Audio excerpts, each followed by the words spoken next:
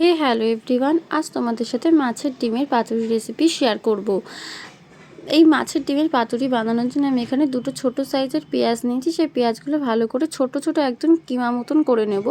তারপরে দুটো লঙ্কা নিয়েছি, সেই লঙ্কাগুলোকেও ভালো করে ছোট ছোট করে কুচি করে নেব। পেঁয়াজ আর লঙ্কাটা কাটা হয়ে গেলে তারপরে একটা পাত্রের মধ্যে আমি এখানে মাছের ডিমটা নিয়েছি। মাছের ডিম নেওয়ার পর এখানে পেঁয়াজ কুচি, লঙ্কা কুচি আর এখানে কিছুটা সর্ষে বাটা নিয়েছি, আর নুন আর হলুদ আর সামান্য সর্ষের তেল দিয়ে এটাকে ভালো করে মেখে নেব। এটাকে ভালো করে মাখা হয়ে যাওয়ার পরে আমি এবার পাতুরি আকারে এগুলোকে মুড়বো।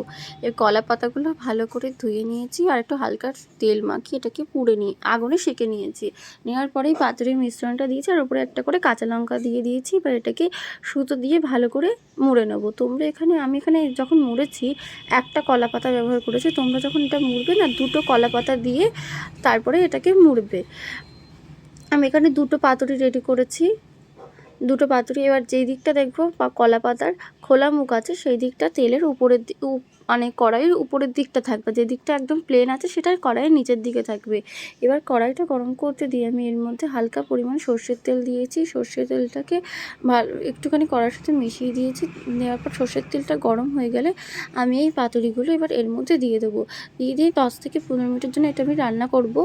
আর মাঝে মাঝে এক পিঠ করে উল্টে দেবে।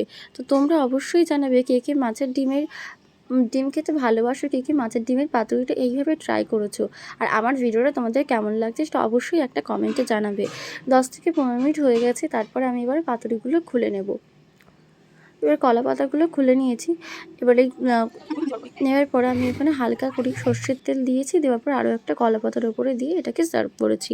আমার ভিডিও যদি তোমাদের ভালো লেগে থাকে তাহলে প্লিজ একটা লাইক, শেয়ার অ্যান্ড সাবস্ক্রাইব করে দিও। Thank you for watching.